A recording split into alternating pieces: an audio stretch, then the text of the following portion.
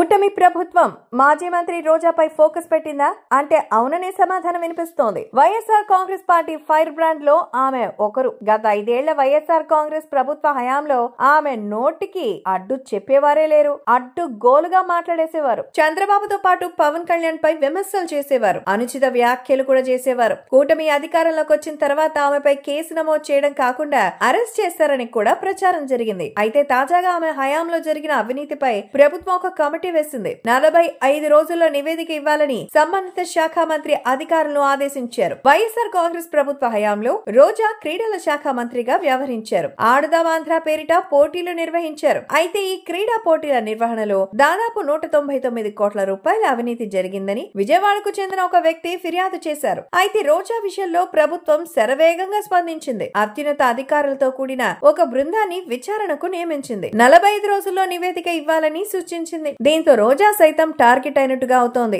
ఆమెతో పాటు మాజీ మంత్రి, ఒలింపిక్ సంఘ అధ్యక్షుడిగా వ్యవహరించిన ధర్మాన కృష్ణదాస్ చుట్టూ ఉచ్చు బిగిస్తోంది. ఇప్పటికే మాజీ ఎమ్మెల్యే వల్లభనేని వంశీమోహన్ అరెస్ట్ అయ్యారు. రిమాండ్ ఖైదీగా ఉన్నారు. మరోవైపు పోసాని కృష్ణమురళి సైతం అరెస్ట్ అయ్యారు. రిమాండ్ ఖైదీగా మారారు. ఆయనపై కేసుల మీద కేసులు వేస్తూనే ఉన్నారు. ఇటువంటి తరుణంలో మాజీ ఎంపీ గోరంట్ల మాధవ్ సైతం అరెస్ట్ అవుతారనే ప్రచారం నడుస్తోంది. అయితే ప్రభుత్వం తీరు చూస్తుంటే మాజీ మంత్రి రోజాపై దృష్టి పెట్టినట్టుగా కనిపిస్తోంది. 45 రోజుల్లో నివేదిక ఇవ్వాలని ఆదేశించడంతో మరో 3 నెలల్లో ఆమె అరెస్టు ఖాయమని తెలుస్తోంది. కూటమి అధికారంలోకి వచ్చిన తర్వాత కొద్ది రోజుల పాటు అజ్ఞాతంలోకి వెళ్లిపోయారు రోజా. అయితే తర్వాత జగన్మోహన్ రెడ్డి ఆమెకు అధికార ప్రతినిధి పదవి ఇచ్చారు. అప్పటి నుంచి ఆమె నాన్ స్టాప్ వాయిస్ ఇస్తూ ఉన్నారు. ప్రభుత్వంపై నేరుగా విమర్శలు చేస్తున్నారు. దీంతో ఆమెపై కూటమి ప్రభుత్వం ప్రత్యేక ఫోకస్ పెట్టినట్టుగా కనిపిస్తోంది. మాజీ మంత్రులు రోజా, కృష్ణదాసులు ఇరికించేందుకు ప్రయత్నాలు జరుగుతున్నట్టుగా అనుమానాలున్నాయి. ఎట్టి పరిస్థితుల్లో రోజా అవినీతిని బయటపెడతామని మంత్రి ప్రకటించడం విశేషం.